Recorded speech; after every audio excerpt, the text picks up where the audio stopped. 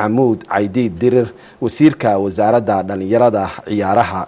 bismillaahir rahmaanir rahiim. waxaan idin la wadaagayaa magacaabis uu sameeyay madaxweynaha dawladda Puntland madaxweyne Saciid Cabdullaahi Dani waxa uu soo saaray xeer madaxweyne oo tirsigiisu yahay LR eber hal kuna taariikhaysan 31 bisha Maarso 2026. waxaan ku bilaabayaa magacaabista golaha xukuumadda. wasiirada kow Cabdirashiid Barkhadle Warsame wasiirka wasaaradda cadaaladda iyo arrimaha diinta. Cabdi Xirsi Cali Qarjab wasiirka arrimaha gudaha. Maxamed Cabdiraxmaan Faroole wasiirka wasaaradda caafimaadka. Barre Yuusuf Faatax wasiirka wasaaradda qorsheynta. Cabdifitaax Ugaas Yaasiin wasiirka wasaaradda duulista hawada iyo garoomada. Hodan Saciid Xasan wasiirka wasaaradda haweenka iyo arrimaha qoyska.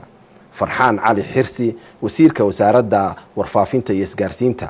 Saciid Cali Jaamac Qorsheel wasiirka wasaaradda xanaanada xoolaha iyo daaqa.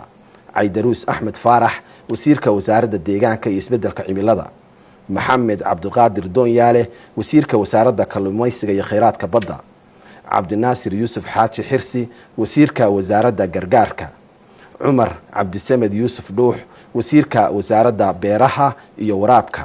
Maxamuud Caydiid Dirir wasiirka wasaaradda dhalinyarada ciyaaraha iyo dalxiiska. waxaan u gudbayaa wasiir ku-xigeenada. Axmed Maxamuud Axmed Qaxiye wasiir ku-xigeenka wasaaradda cadaaladda iyo arrimaha diinta.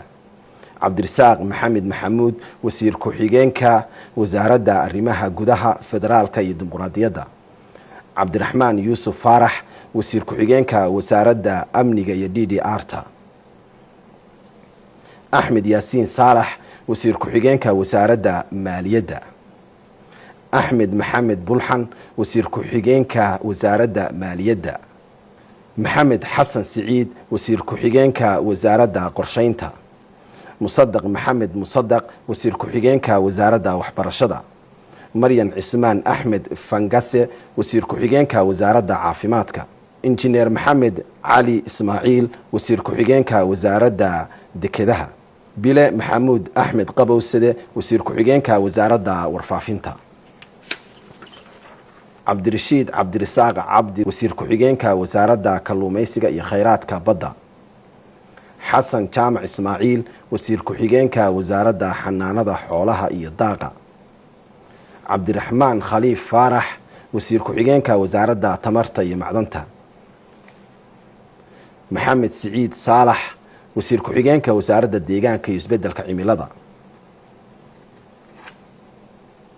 Axmed Siciid Qolombi wasiir ku-xigeenka wasaaradda beeraha iyo waraabka. Riyaad Axmed Cali wasiir ku-xigeenka wasaaradda gargaarka. Maxamuud Maxamed Daad wasiir ku-xigeenka wasaaradda dhalinyarada iyo sportska. waxaan haatan u gudbayaa xubnaha wasiiru dowlayaasha.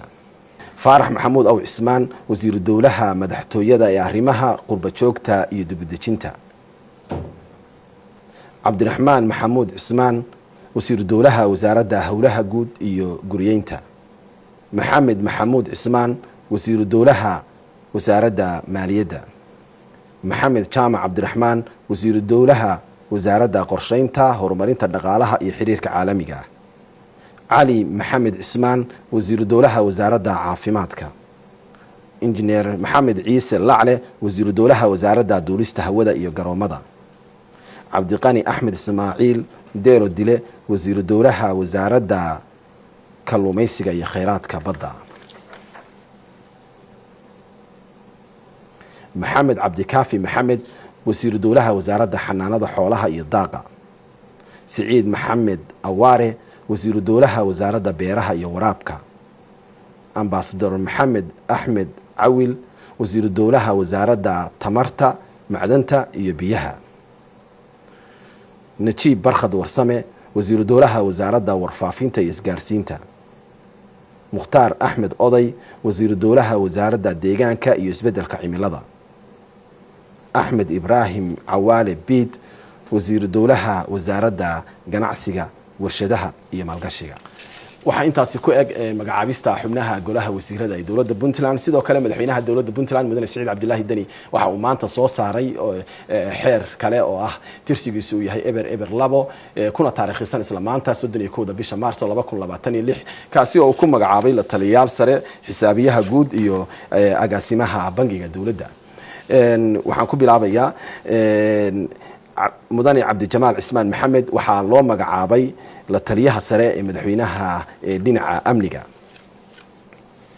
Ali Cabdiwaaxid Xuseen waxaa loo magacaabay xisaabiyaha guud ee dowladda Puntland Dayib Cali Maxamed Faarax waxaa loo magacaabay ku-xigeenka xisaabiyaha guud ee dowladda Puntland agaasimayaal Caarshe Maxamed Siciid waxaa loo magacaabay agaasimaha guud ee madaxtooyada dowladda Puntland Cabdirasaaq Axmed Maxamed waxaa loo magacaabay gudoomiyaha shaqaalaha rayidka Maxamed Maxamuud Cabdullaahi waxaa loo magacaabay gudoomiyaha bangiga dowladda Puntland Faysal Cabdullaahi Warsame Murcanyo waxaa loo magacaabay agaasimaha bangiga dowladda Puntland Ali Yuusuf Faaraxna waxaa loo magacaabay agaasimo ku-xigeenka bangiga dowladda ee Puntland sidoo kale madaxweynaha dowladda Puntland mudane Saciid Cabdullaahi Dani waxa uu isla maanta soo saaray xeer kale oo tirsigiisu yahay eber 3 kuna taariikhisan isla maanta 31 bisha Maarso 2026 xeerkaasi oo madaxweynuhu uu ku magacaabay gudoomiyaal gobol